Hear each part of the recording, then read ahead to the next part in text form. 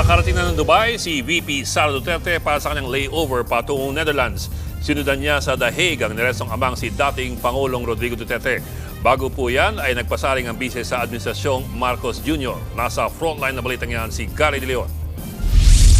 Huwag kayo pumayag na ang isang Pilipino ibigay sa mga dayuhan, lalong-lalo na pag labas na sa batas yun. It's actually some sort of, I don't know, what do you call it, state kidnapping? Yan ang itinawag ni Vice President Sara Duterte sa ginawang pag-aresto sa ama niyang si dating Pangulong Rodrigo Duterte para dalhin sa International Criminal Court sa The Hague, Netherlands.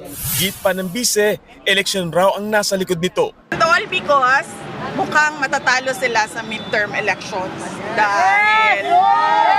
dahil ang lakas ng vote rate sa 9 candidates ng PDP laban. Kinontra naman ng palasyo ang mga sinabi ni VP Sara. Ano-ano po ba yung elements ng kidnapping? Ba? Pagkuha ng sapilitan ng walang otoridad. Unang-una po, paano po magiging kidnapping? Kung may warrant of arrest, it was issued by an authority, by the court. Sabi naman ni Pangulong Bongbong Marcos, walang bayad ng pamumulitika ang pag-aresto kay Digong. Taong 2017 pa nang isinampa sa ICC ang reklamo laban sa dating Pangulo. Kaya wala raw kinalaman si PBBM sa inilabas na arrest warrant kahapon ng ICC na idinaan sa Interpol.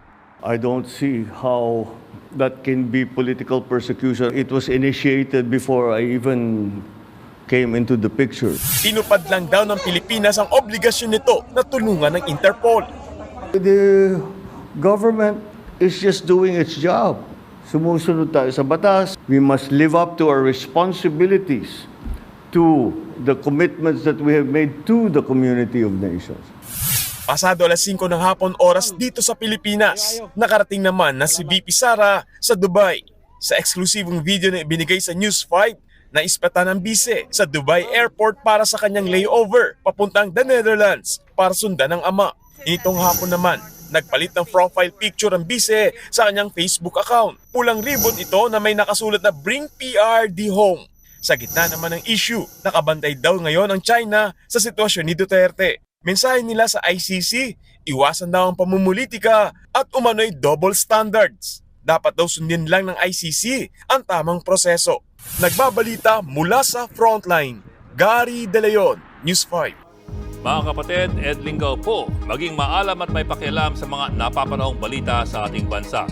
Para sa mas malalimang pagtalakay at paghimay sa mga issue at headlines, tumutok lamang at pag-subscribe sa social media pages ng News 5.